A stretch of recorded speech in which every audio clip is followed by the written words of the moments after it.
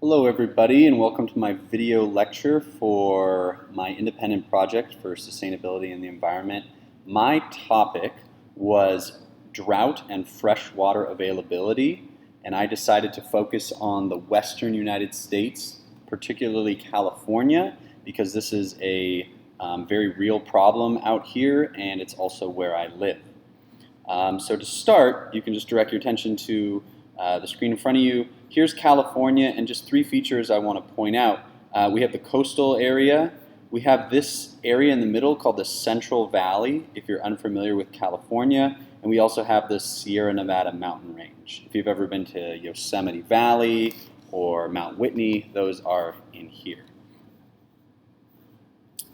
And what I really want to focus on is drought in the Central Valley, because it is such a big part of California's export industry and agriculture in general.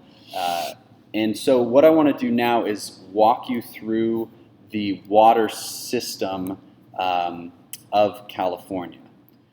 So how it kind of works is when there is rain in a certain year and it gets cold enough, that creates snow up in the Sierra Nevada mountains. And eventually that snow melts and trickles down in rivers and streams down to reservoirs. And these reservoirs then continue down to other reservoirs or lakes, going downhill towards the Central Valley. Like you can see the one here, this is Folsom Lake. And then eventually water is released through the dams, and it makes its way down to the Central Valley through a system of aqueducts going into the Central Valley, where then it's used not only for residential use, but also majorly for agricultural use. You can see the three different colors going on here. The blue things are the aqueducts, the green is land that's being used, and yellow is fallow or unused agricultural land. And in short, right now, a large part of backing up a little bit, the reservoirs and the lakes in California are way below their historical averages. In fact, one of my essential learnings is that saying that, you can see right here, many of the western states are many of the reservoirs in the western states are less than 50% of their historical averages. And just on a personal note, just not even like statistics and everything, I see this in my everyday life, and it has like impacted me on my everyday life. Not because I'm in agriculture, but because I do recreation around these reservoirs and lakes. Just three quick examples. One is just when I'm driving out in the country and I go by one of these lakes, you can clearly see the water level having dropped.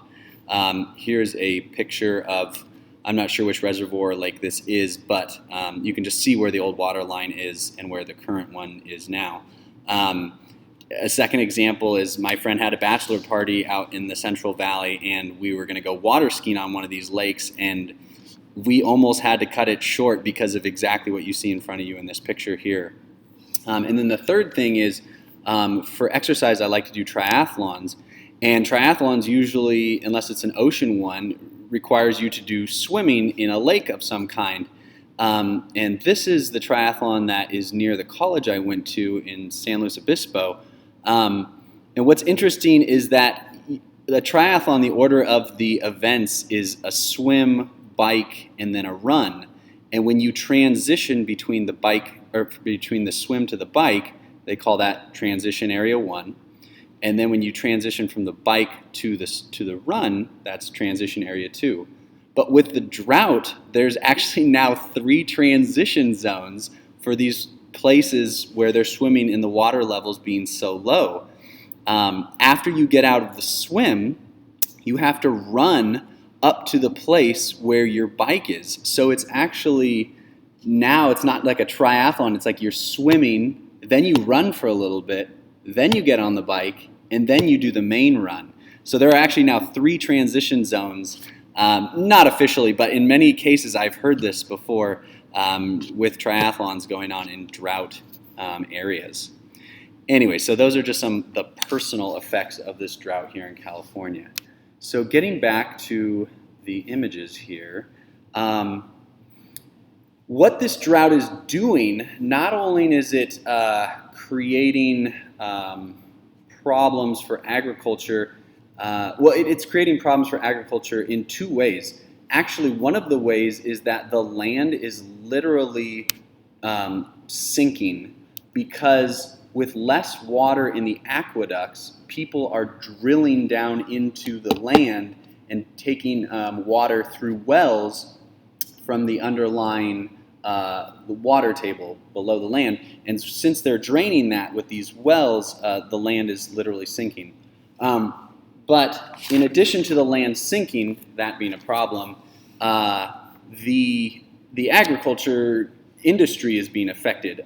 The Central Valley is a major part of the United States GDP as well as California's. In fact, the Central Valley produces more than 300 commodities and represents 65% of California's $42.6 billion agriculture revenue.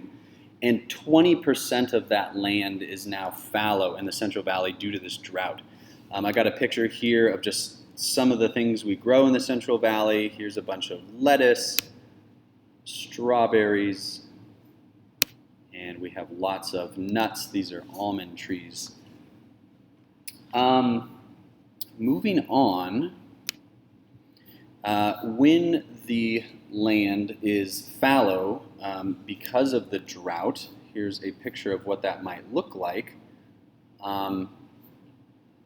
then this is what it turns out to look like. Just some more pictures coming at you before I move on to the next thing. Here's a picture of Lake Shasta, which is another one of those lakes that is well below its average. This here is saying 65% it's below its historical average. I love this picture. If you ever come out to California, definitely go to Lake Shasta. Here is more snowpack up in the Sierra Nevada.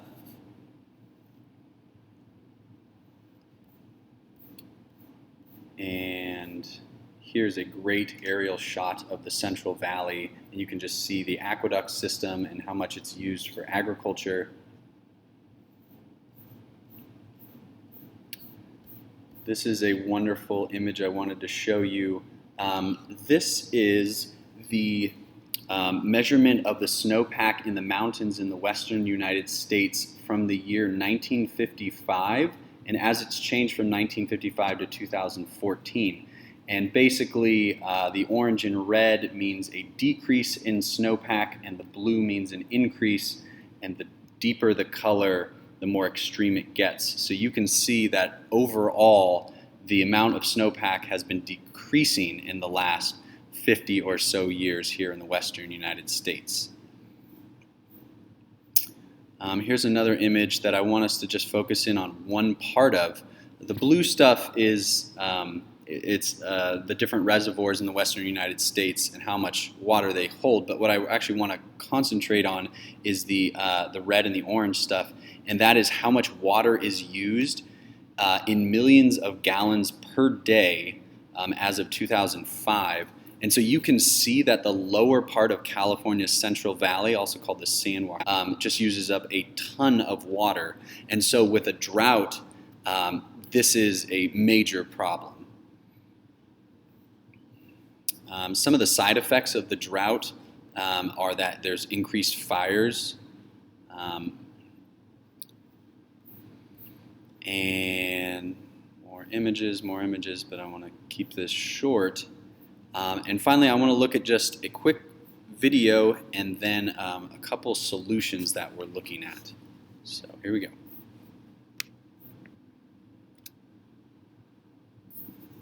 Someday, water would be more valuable than oil. And I can see that coming up in the future. Right now, business is unbelievable. The farmers, they're going crazy right now. They cannot get enough wells. We're booked up for about 12 to 13 months.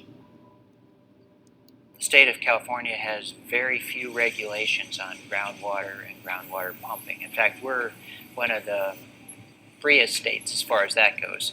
You can pump your well as hard as you want, take as much water out as you want, and it doesn't matter what you're doing to the neighbors. So it's kind of the Wild West here. The depths of the So just recapping what you saw there, I didn't give it much of an introduction, was this was talking about how farmers in the Central Valley are asking for more wells to be drilled on their property, again, because there's not sufficient water in the aqueduct system, the above land water system. And it's just pointing out that there is very little oversight and regulation with regard to how much water people can pump out of these wells. And my friend, that same one that we had the bachelor party in the Central Valley, his grandma owns a ranch, an orange ranch in the Central Valley, and it is unbelievable how much water is being pumped. We're talking like thousands of gallons per minute. And so that was something that I wanted to somewhat close with, is solutions to this situation going on here that you can find in this Prezi thing I put on my Google Doc.